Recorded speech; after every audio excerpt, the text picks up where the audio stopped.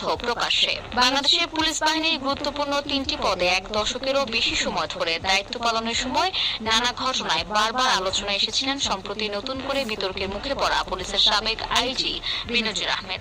বেনজির আহমেদকে কেউ কেউ মনে করেন স্বাধীন বাংলাদেশের ইতিহাসে সবচেয়ে প্রভাবশালী আইজিপি।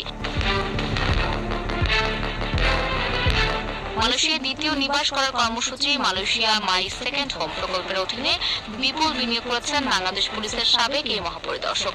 দেশ থেকে অর্থ নিয়ে সেখানে আবাসন খাতে লগ্নি করেছেন তিনি, কিনেছেন বাড়ি। সিঙ্গাপুরে স্ত্রী চিকিৎসা শেষে মালয়েশিয়ার ওই বাড়িতে গিয়ে আপাতত সপরিবারে বসতি করেছেন। মালয়েশিয়ার বিভিন্ন ব্যাংকে তার অর্থ লেনদেনের সুস্পষ্ট তথ্য প্রমাণও আছে। দেশে বিদেশে বেনজিরের সম্পদের অনুসন্ধান করতে গিয়ে এই তথ্য পেয়েছে দুর্নীতি দমন কমিশনের অনুসন্ধান টিম। সূত্রে জানা গেছে, বাংলাদেশ থেকে বৈধভাবে অর্থ নিয়ে মালয়েশিয়ায় বাড়ি কেনার সুযোগ নেই। যারা সেখানে বাড়ি কিনেছেন তারা মূলত টাকা পাচার করেছেন। এক্ষেত্রে বেনজির আহমেদও তার ব্যতিক্রম।